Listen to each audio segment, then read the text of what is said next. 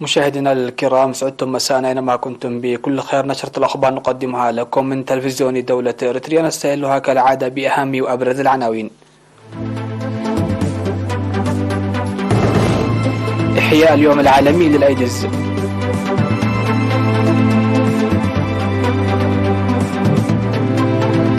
اجتماع للمزارعين من اجل الدفع بالانتاج الزراعي في قلوج. تطور رعاية الأمومة والطفولة في علا برعد.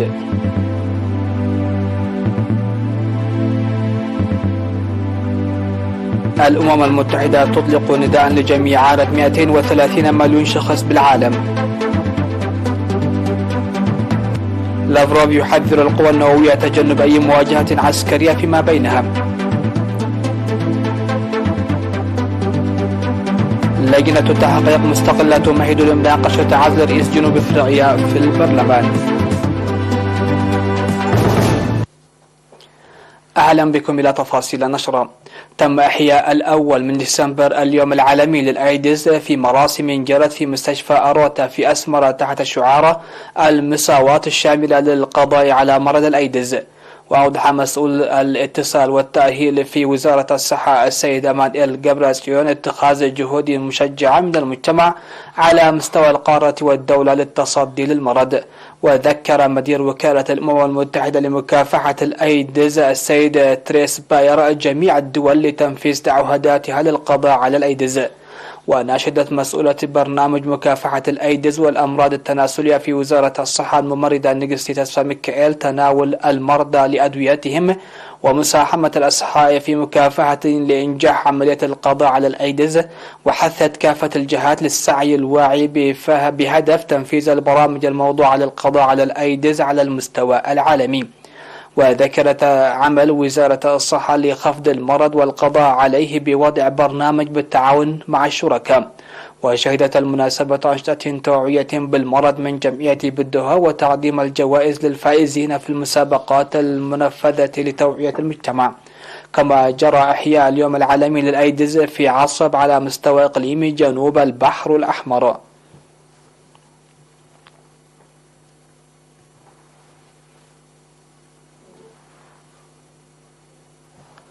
عقد حاكم إقليم القشبركة السفير محمود علي حروي اجتماعا لمزارعي مديرية قلوج يوم 25 من نوفمبر حول رفع الإنتاج والإنتاجية. وأشار إلى الأنشطة الزراعية الواسعة في المديرية موضحا بأن إدارة الإقليم تقوم بالدراسات المتواصلة لاتباع مزارعي الزراعة النقدية المطرية الوسائل القانونية وحل مصاعب استخدام الأراضي. وقال أن الأراضي التي تقدم للزراعة النقدية المطرية يجب أن تقاس بالإنتاجية، مشيرا إلى أن أغلب المزارعين سيسهمون للدفع بالإنتاج الزراعي رغم استحواذ البعض على أراضي كبيرة دون تنميتها. وأن الهدف من اللقاء هو توضيح الواجبات التي يجب توفرها في استخدام الأراضي خاصة للزراعة النقدية. من جانبه أوضح مدير مديرية قلوج السيد سيزر ميكائيل العمل بوسائل تدفع بالإنتاجية لتسخير أراضي الزراعة والرعي لمصلحة الشعب والوطن، داعيا المزارعين لتقوية الجهد والإيفاء بالمتطلبات، إدراكا بأن تعليمات استخدام الأراضي تهدف لزيادة الإنتاجية. وطالب المزارعون بإجراء دراسات قبل تنفيذ تسعيرة الجرارات والضرائب واتخاذ خطوات رادعة للرعاة وأصحاب المواشي الذين يدخلون مواشينهم إلى المزارع، وحل ضيق المراعي في بعض المواقع، وتوخى الحذر من الحرائق الخطيرة على المزارع، مؤكدين العمل لرفع الإنتاج الزراعي. أفاد مدير مدرسة حشيشاية الابتدائية والمتوسطة في مديرية حقات الأستاذ سامي البرهي عن حل نواقص المدرسة من خطوط المياه وبناء السور وصيانة السبورات بتعاون السكان والمدرسة. وقال أن المدرسة تقدم الخدمات التعليمية ل15 قرية في ضاحيتي بادوب وشلاب، وأن نسبة الطالبات فيها تبلغ 51%. وذكر تسيير أنشطة التعليم كبار جيدا لمحو الأمية وإلحاق الأطفال الذين فاتتهم فرص التعليم نتيجة بعد القرى بركب التعليم، ودعا للاهتمام بزيادة الفصول الدراسية تماشيا مع زيادة السكان وقدم مباني المدرسة. وقال مساعد مدير ضاحية حشيشاي السيد حسب الله يونس إن المدرسة تلبي رغبة السكان التعليمية.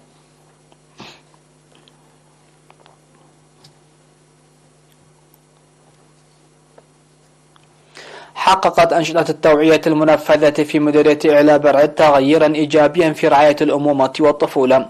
وأوضحت مدير مستشفى إعلى برعد العمومية الممرضة لتيسوس كفل مريم ازدياد مراجعة الحوامل والولادة في المستشفى، مشيرة إلى ارتفاع النسبة ب14% خلال الأشهر التسعة الماضية. وذكرت تجهيز غرف انتظار الحوامل القادمات من الأماكن البعيدة داعية الحوامل القدوم إلى المستشفى للحصول على الخدمات عن قرب، مشيرة إلى بلوغ التطعيم نسبة 100%.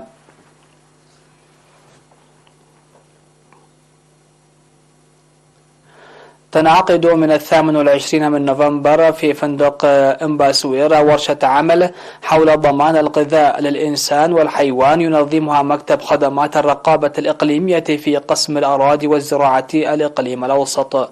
وأوضح مسؤول المكتب السيد يوهانس جبر ولد أن ورشة العمل التي تستمر حتى 10 من ديسمبر تتضمن مواضيع حيز النباتات والحيوان وأدوية الحيوان والنبات وتقديم البذور الجيدة لضمان الغذاء للإنسان والحيوان. وقال إن الورشة تهدف إلى رفع معرفة المشاركين لتصحيح النواقص البسيطة وتقديم منتجات آمنة للشعب.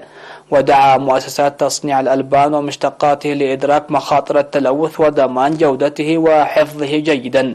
يشارك في ورشة العمل مصنعي الألبان ومشتقاتها وفرع القانون والنظام والشرطة والمهنيين الزراعيين في المديريات ومؤسسات المواشي والغلال.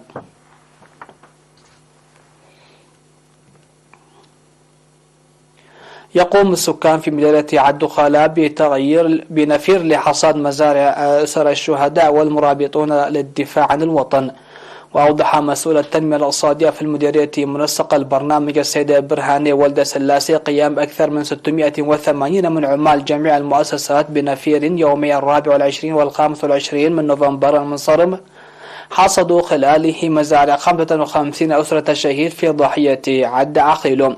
من جانبه أوضح مدير مديرية عد خالاء سيد عند مسكلة حنوم أن النفير يجري من جميع إدارات الدواحي مشيدا بالمشاركة القوية للشعب والطلاب والعمال.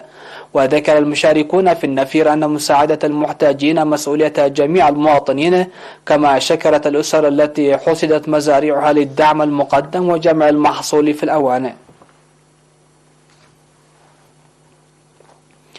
عقد فرع الاتحاد الوطني للمرأة الإريترية فرع إيطاليا اجتماعا تقييميا في مدينة بيزا يوم 26 و27 من نوفمبر المنصرم.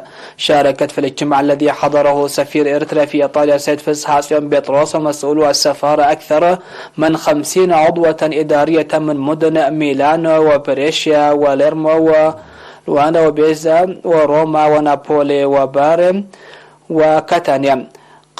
قدم في الاجتماع تقرير العمل النصف السنوي والأوضاع الاقتصادية للفرع والفروع المصغرة.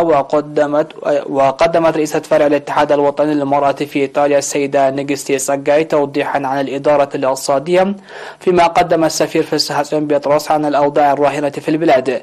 وأكدت المجتمعات لتقوية التنظيم والإيفاء بالمتطلبات.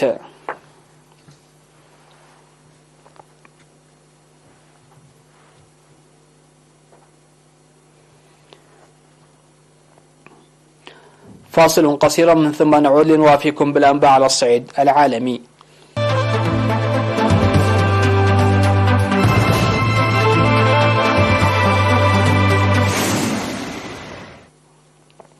أهلا بكم. على الصعيد العالمي، أطلقت منظمة الأمم المتحدة نداء لجمع مبلغ 51.5 مليار دولار كمساعدات إنسانية لعام 2023 لأجل إعانة 230 مليون شخص في ربوع العالم. في السياق قال مارتن غريفيث مسؤول الشؤون الإنسانية في المنظمة الدولية للصحفيين: العام المقبل سيشهد أكبر برنامج إنساني يتم إطلاقه على مستوى العالم.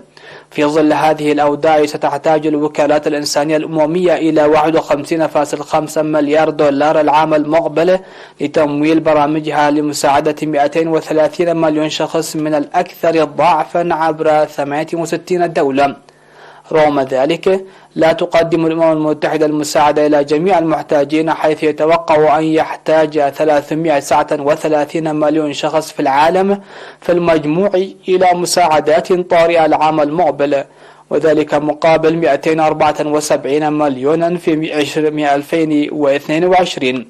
وأفاد غريفيث بأن 339 مليون شخص هذا رقم ضخم ومحبط، وأوضح آسفا أن الاحتياجات الإنسانية التي بلغت ذروتها في أعقاب جائحة فيروس كورونا لم تتضاءل منذ ذلك الحين. قال وزير الخارجية الروسي سيرجي لافروف إن من الضروري على القوى النووية تجنب أي مواجهة عسكرية فيما بينها بما فيها المواجهات بالأسلحة التقليدية. وأضاف وزير الخارجية الروسي في مؤتمر صحفي عقده في موسكو للحديث عن قضايا الأمن الأوروبي أن الحرب النووية لن يكون فيها رابح ويجب عدم السماح بنشوبها. وقال أن الغرب كان يراهن على عدم قدرة روسيا على استعادة مكانتها سواء في أوروبا أو في العالم، معتبرا أن عملية التوسيع التي وصفها بالمقهورة لحلف الشمال الأطلسي قودت المبادئ الأساسية لمنظمة الأمن والتعاون في أوروبا، مؤكدا أن عملية توسيع عضوية الناتو تمت بشكل مقصود ومتعمد. وقال وزير الخارجية الروسي إن حلف الناتو عاد إلى أولويات الحرب الباردة، وأنهم يريدون إبقاء الروس خارج أوروبا، مشيرا إلى أن التعاون مع الغرب في مجال الأمن ممكن فقط على أسس جديدة.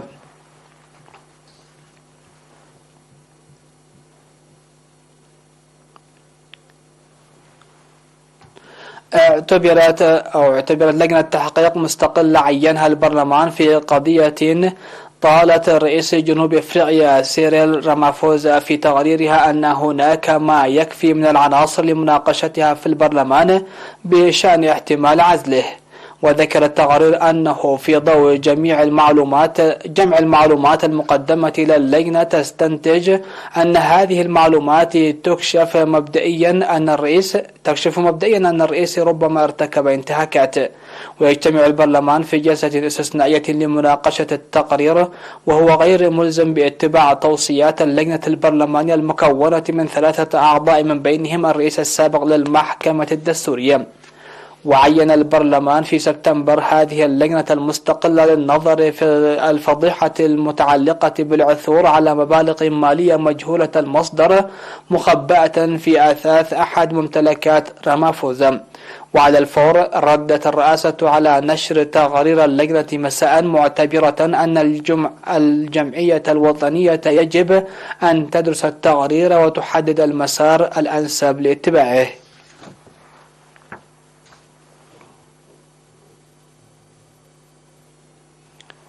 الخبر الأخير في هذه النشرة: انخفض معدل التضخم في الاتحاد الأوروبي بشكل طفيف لأول مرة منذ 1.5 عام، وفق ما أعلن مكتب الإحصاءات التابع للبرلمان الأوروبي. وقال مكتب بروستات إن معدل التضخم في منطقة اليورو انخفض الشهر الحالي إلى 10% مقارنة مع 10.6% للشهر السابق.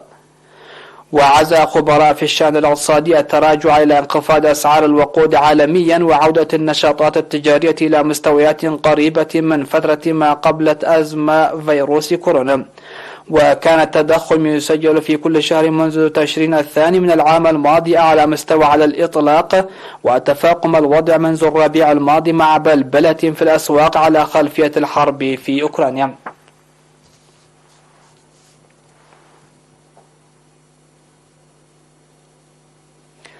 نهاية النشرة. هذا أبرز العناوين: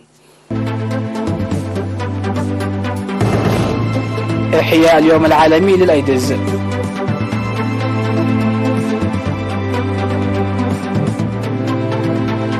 يجتمع للمزارعين من أجل الدفع بالإنتاج الزراعي في قلوج.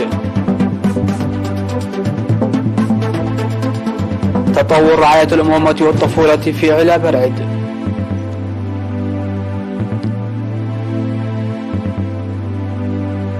الأمم المتحدة تطلق نداء لجمع عانة 230 مليون شخص بالعالم.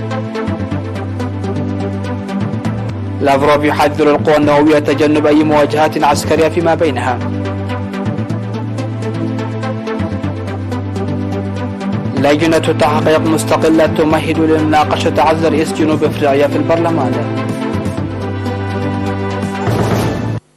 انتهت النشرة. شكرا لحسن الاستماع والمتابعة ودمتم في أمان الله.